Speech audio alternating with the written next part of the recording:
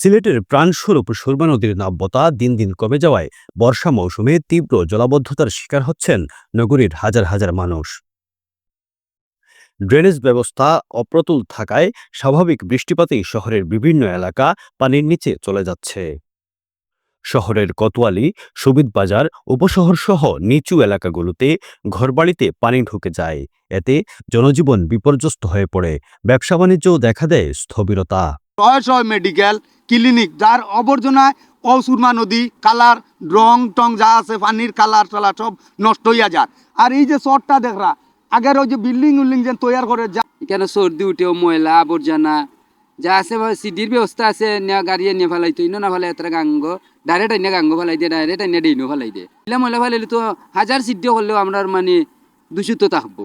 আমরা সচেতন হইতেইব, পাবলিক আমরা সচেতন হইতেইব। আমরাও সচেতন না হই যে সিদ্ধে সরকারে কি বারে বারে কিতা সচেতন করবো নিয়ে সচেতন আমরা হইতেইব। আমরাও সচেতন হইতে দূষিতা মানে নিরাপত্তা হইব। আপনার এই ময়লাগুলো কিন্তু আমরা ফেলাইরাম, আমরা যারা আশেপাশে আছি আমরা বাসা বাড়ি যারা আশেপাশে আছে ময়লাগুলো আমরা ফালাইরাম। আর এই ময়লাগুলো ফালানির কারণে এই নদীর যে উর্বরতা নাব্যতার এগু গভীরে যান না, এই কারণে এগুর নাব্যতা আরও উফরে উঠার।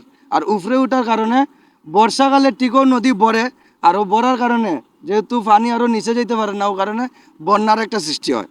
সংশ্লিষ্টরা বলছেন, নদীর নাব্যতা হ্রাস পাওয়ায় বর্ষার পানি নামতে পারছে না। অপরিকল্পিত নগরায়ন ও নদী দখল এই সমস্যাকে আরও জটিল করে তুলেছে। সুরমা নদীর খনন কাজের দাবি দীর্ঘদিনের হলেও কার্যকর কোনো পদক্ষেপ দেখা যায়নি।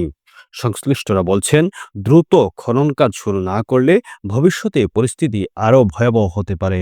ওই যে এরিয়াটা, এই এরিয়াটা যার দায়বদ্ধ তার আমি মনে করবো তারা কর্তৃপক্ষ একটা সুব্যবস্থা নেওয়া দরকার যে আমরা ময়লাগুলো আসলে কোন জায়গায় ফেলাইমু, অবাধি ফেলাইমু না অবাধি ফেলাইমু, কোন জায়গায় ফেলাইমু। তাহলে আমরা একটা নির্দিষ্ট স্থানে আমরা ময়লাগুলো যদি ফালাই তাহলে আমরা এই নদীর যে উর্বরটা এগুলো সুন্দর থাকবো। আর সুন্দর থাকার কারণে কী তৈব শুকনা সিজনে পানির যে কমবো তো কমবো এবং নদীর এগুলো সুন্দরতা থাকবো। আর বর্ষাকালে নদী পানি যখন ভরাট হইব তখন দেখতেও সুন্দর লাগবো।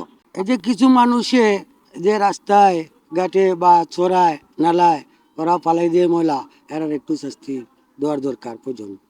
সুরমা নদীর নাব্যতা ফিরিয়ে আনার পাশাপাশি কার্যকর ড্রেনেজ ব্যবস্থা নিশ্চিত করতে না পারলে জলাবদ্ধতা সিলেটবাসীর জীবনে নিয়মিত দুর্ভোগ হয়ে থাকবে। আবুল হাসনাত, ডিএসএম।